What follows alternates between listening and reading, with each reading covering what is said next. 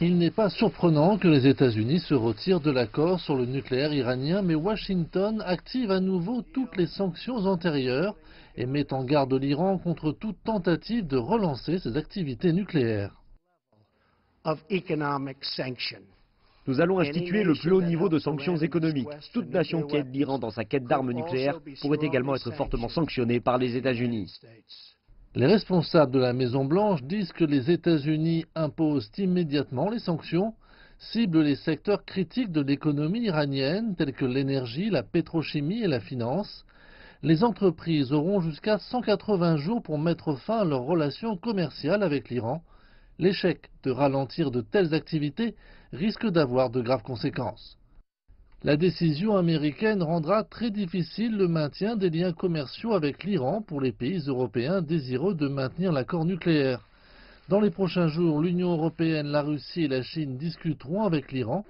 Téhéran se dit prêt à étudier une possible sauvegarde de l'accord, mais affirme qu'en cas d'impossibilité, la République islamique n'hésitera pas à reprendre l'enrichissement d'uranium.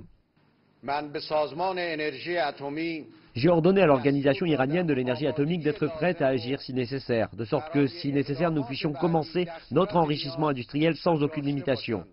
Avant la mise en œuvre de cette décision, nous attendrons quelques semaines et nous aurons des entretiens avec nos amis et alliés, ainsi qu'avec d'autres signataires de l'accord nucléaire. Et ceux qui y resteront fidèles s'exprimeront. Tout dépendra de nos intérêts nationaux.